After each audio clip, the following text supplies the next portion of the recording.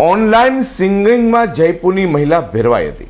Online application માધ્યમથી હરિયાણાના યુવકે સાથે પરિચયમાં આવ્યા બાદ મિત્રતા થઈ હતી। ત્યારબાદ વર્ચ્યુઅલી સેક્સ કર્યું હતું।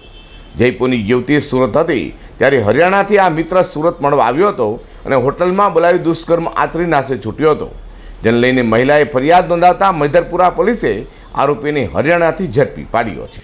મૈદરપુરા પોલીસ પાસેથી મળતી માહિતી મુજબ જયપુરની પરણિતા સિંગિંગનો શોખ ધરાવતી હોય। છેલ્લા 1.5 વર્ષથી મોબાઈલમાં સ્ટાર મેકર એપમાં પોતે ગાયેલા ગીતો પોસ્ટ કરતી હતી।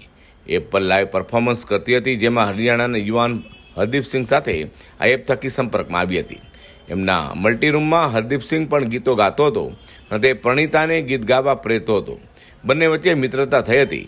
ટેલિગ્રામ પર વિડીયો કોલ થકી પણ તેઓ વાતચીત કરતા હતા। થોડા સમય બાદ હરદીપે વિડીયો કોલ કરી પરણિતાને નગ્ન થવા મજબૂર કરી હતી।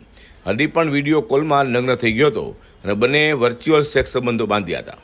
ગત એપ્રિલ માસમાં હરદીપે વિડીયો કોલમાં વર્ચ્યુઅલ સેક્સ કરાવી તેનું વિડીયો રેકોર્ડિંગ કરી લીધું હતું। તે દરમિયાન પરણિતા સુરત આવી હતી, તેથી હરદીપ હરિયાણાની સુરત આવ્યો હતો અને સુરતની હોટલમાં મળવા બોલાવી વર્ચ્યુઅલી સેક્સનો વિડીયો બતાવી બ્લેકમેલ કરી બળાત્કાર ગુજાર્યો હતો અને 48,000 રૂપિયા પડાવી લીધા હતા।